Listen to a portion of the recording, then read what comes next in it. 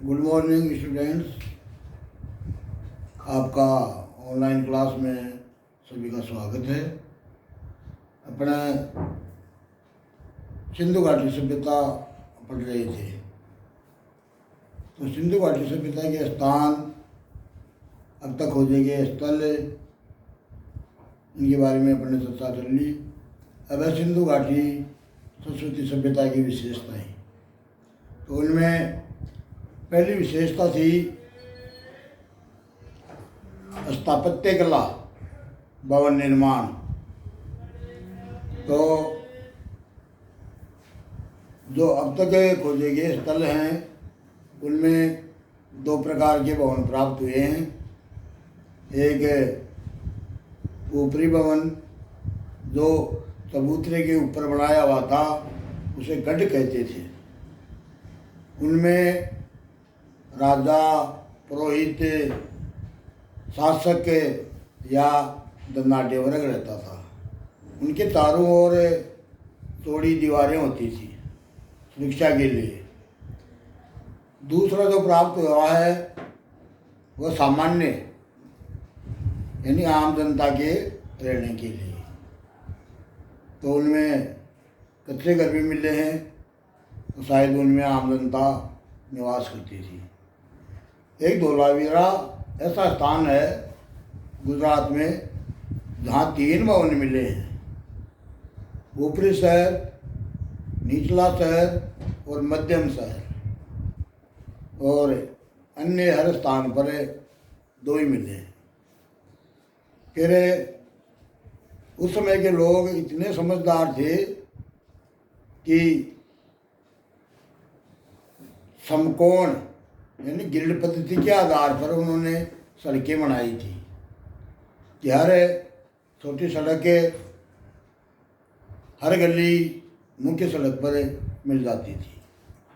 तो एक दूसरे को समकोण काटती हुई ग्रिड पद्धति के आधार पर थी। नालियाँ गंदे पानी के निकास के लिए आज की तरह ही उस समय भी नालियाँ होती थी। नालियाँ घर से निकल कर नीचे सड़क के नाले में मिलती थी। उस नाले से गंदा पानी है वो शहर के बाहर निकलता था। अब आज बात करते हैं अपने दूसरी विशेषता है विशाल स्नानागार। यानी सिंधु घाटी सभ्यता में 2 ही बड़ी इमारतें मिली हैं। एक तो विशाल अन्नागार और एक विशाल स्नानागार। तो उनमें बड़ा चर्चा करेंगे अन्य विशेषताओं की। उनमें है विशाल स्नानागार।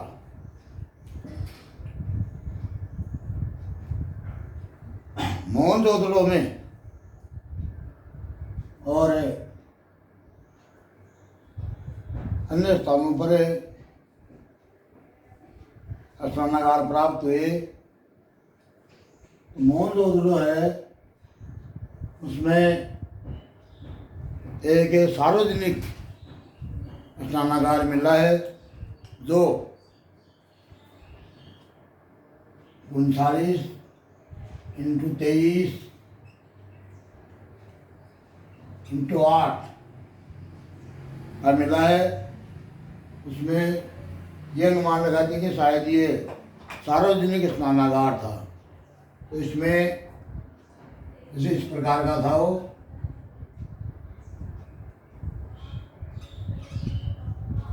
इसके दोनों तरफ आने जाने के लिए सीढ़ियाँ होती थी। इसी साइड उत्तर दिशा में 8 खंड प्राप्त हुए हैं। तो ये अनुमान लगाते हैं कि यहाँ स्नान करके इनमें कपड़े बदलने की व्यवस्था थी। वहीं पर एक कुआं प्राप्त हुआ है जो जल का स्रोत माना जाता है। इसके अलावा मोहनजोदड़ो में 700 कुओं के अवशेष मिले हैं, तकरीबन 700 कुओं के अवशेष प्राप्त हुए हैं। वहीं से वो स्नान करके शायद कोई सार्वजनिक समारोह में भाग लेते थे, वो प्राप्त हुआ। दूसरा है विशाल अन्नागार। तो ये हड़प्पा, मोहनजोदड़ो और मेसोपोटामिया में भी मिला है। मेसोपोटामिया यानी सुमेरियन सभ्यता जो आजकल ईरान है, वहाँ सभ्यता थी। तो हड़प्पा में 55 गुणा 43 मीटर का एक अन्नागार मिला, जो इस हिसाब से चबूतरा बनाकर चबूतरे बनाएगी दोनों साइड में, उसके ऊपर ये अन्नागार बनाएगी, दोनों साइडों में छत हैं। शीलन यानी बरसात के पानी से अनाज में शील उत्पन्न हो, इसलिए इसके मध्य की दूरी है वो 23 फुट की। या अन्य जैसे कोई कीड़े मकोड़े लग जाएं तो इधर से यहाँ या इधर से यहाँ पहुँच नहीं सके, इसलिए इनकी दूरी है वो 23 फुट की दी गई है। तो चबूतरे के ऊपर ये अन्नागार बनाए हुए प्राप्त हुए हैं। इसी प्रकार मोहनजोदड़ो में 45.71 और 15.23 मीटर का विशाल अन्नागार प्राप्त हुआ है। मेसोपोटामिया में भी प्राप्त हुआ है। अब विशाल जलाशय, पिछले चैप्टर में मैंने बताया था कि भारत में जो स्थल खोजे गए हैं उनमें ज़्यादातर स्थल है वो गुजरात में है। तो गुजरात में ये धोलावीरा है, जहाँ पत्थरों को यानी पर्वतों को काट काट कर बरसात का पानी इकट्ठा किया गया था। तो वहाँ 16 छोटे जलाशय प्राप्त हुए हैं। इसके अलावा 95 × 11 व 42 × 4 मीटर का ये जलाशय प्राप्त हुआ है। तो उसमें बरसात का पानी इकट्ठा किया जाता था और एक वर्ष तक या जब तक बरसात नहीं आती थी तब तक उस पानी का उपयोग किया जाता था। तो उस समय के लोग इतने सभ्य और समझदार थे कि वो हर चीज़ का उपयोग करना जानते थे। अब वहीं पर धोलावीरा में एक स्टेडियम प्राप्त हुआ है। स्टेडियम जानते हो, जो आजकल खेल कूद की प्रतियोगिता होती है, विशाल थोड़ा मैदान होता है, वहीं पर दर्शकों के लिए सोपान कुर्सियाँ होती हैं। तो उस समय के लोग भी शायद वहाँ कोई सार्वजनिक समारोह होते थे तो उनको देखने के लिए आते थे। तो वहाँ 243 × 45 मीटर का एक स्टेडियम प्राप्त हुआ है, लंबा चौड़ा, और वहाँ बैठने के लिए सोपान होते थे। जैसे अपने विद्यालय में है 15 अगस्त 26 जनवरी को अपन जब मनाते हैं तो लोग दर्शकों के लिए यहाँ बैठने के लिए सोपान बने हुए हैं। उसी प्रकार से वहीं पर बने हुए थे वो सोपान है। वहाँ जो किला था दुर्ग, उसकी दीवार से सटा हुआ था। तो ये हमें गुजरात में प्राप्त हुआ है।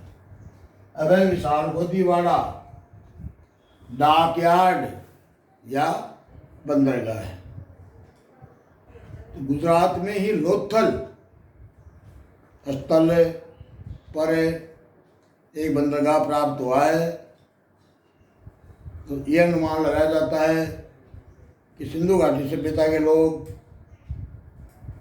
आंतरिक और बाहरी व्यापार करते थे। तो वहाँ 214 इंटू 36 मीटर का वो बंदरगाह है। 3.3 मीटर गहरा है वो। और वहीं पर वो गोवा नदी के सामने एक 12 मीटर का चौड़ा द्वार है, जो शायद जहाज़ों के आने के लिए प्रवेश द्वार था। तो उस समय के लोग शायद जहाज से व्यापार करते थे। व्यापार है मेसोपोटामिया सभ्यता व मिस्र नील नदी की सभ्यता जो थी, वहाँ से व्यापार किया जाता था। तो लोथल का जो बंदरगाह है उसकी तुलना वर्तमान के जो विशाखापट्टनम बंदरगाह है उससे की गई। तो लोथल का जो बंदरगाह था वो विशाखापट्टनम के बंदरगाह से भी बड़ा है। तो ये मुख्य है कि लोथल के बंदरगाह की तुलना किस बंदरगाह से की गई। अब इसके अलावा कला, विज्ञान और लिपि की विशेषताएं। तो संपूर्ण सिंधु घाटी सभ्यता में कई प्रकार की पत्थर की मूर्तियाँ मिली। मणके मिले। मणके हैं जो माला बनाई जाती है, उनके मणके बनाए जाते थे। तो उनको बनाने की भट्टियाँ हैं, वो लोथल में प्राप्त हुई है। इसके अलावा मर्दबांड मिट्टी के बर्तन, यानी कुम्हार की जो बर्तन बनाने की चाक होती थी गोल, वो प्राप्त हुई है। मोहरें सिंधु घाटी सभ्यता में 2500 मोहरें प्राप्त हुई हैं। इसके अलावा शैल खड़ी है जो एक पक्की मिट्टी आती है और मिट्टी को उस पर मोहर बनाकर तपाई जाती थी, उसको पक्की कर ली जाती थी। तो योगी की मुद्रा और अन्य चित्र उसमें प्राप्त हुए हैं। तो इसी प्रकार मोहनजोदड़ो में कांस्य की मूर्ति मिली है। तांबा के दो जानकार थे ही थे, और तांबा और टिन मिलाकर कांसा तैयार किया जाता था। तो इसको कांस्य सभ्यता भी कहते हैं कि वो कांसा के जानकार थे। तो वहाँ पर एक 11.5 इंच की नर्तकी की मूर्ति प्राप्त हुई है। वहीं पर महाराष्ट्र में देमाबाद में एक रथ की आकृति प्राप्त हुई है, जिसको एक नग्न मानव चला रहा है। छोटी प्रतिमा प्राप्त हुई। वहीं पर एक मोर मिली है गोल, जिसमें आगे की तरफ अग्रभाग पर 2 पशु का चित्र है और पीछे है एक बटन सा हुंडी लगाई हुई है। शायद उस मोर को वो टांगने के काम में आती होगी, तो वो भी प्राप्त हुई है। अब बात करते हैं लिपि की। तो सिंधु घाटी सभ्यता की लिपि है वो चित्र लिपि थी, यानी चित्र ज़्यादा प्राप्त हुए हैं। धोलावीरा में सबसे लंबी लिपि मिली है, जो उसमें 17 अक्षर हैं। 17 अक्षरों की सबसे लंबी लिपि वहाँ प्राप्त हुई है। उसी लिपियों में तो चित्र मिले हैं गुणे का, जोड़ का। तो इसीलिए अनुमान लगाया जाता है कि उस समय के लोग गणित में भी रुचि रखते थे। फिर शल्य चिकित्सा, उस समय के लोग शल्य यानी ऑपरेशन, आजकल जो ऑपरेशन किया जाता है वो चिकित्सा प्राप्त हुई है। तो वहाँ मानव की खोपड़ी मिली लोथल और कालीबंगा में। तो कालीबंगा में एक बच्चे की खोपड़ी मिली है, उसमें 6 छेद हैं। तो उनमें 1-2 छेद बंद किए हुए हैं और खुले हैं। तो इसे यह अनुमान लगाया जाता है कि शायद उस समय के लोग शल्य में यानी ऑपरेशन करने में की कोशिश की है। तो विज्ञान में भी उनकी काफ़ी रुचियाँ थी। तो आज अपने इतनी चर्चा करेंगे। कल के लेसन में जो अन्य विशेषताएं हैं उनके बारे में चर्चा करेंगे। धन्यवाद।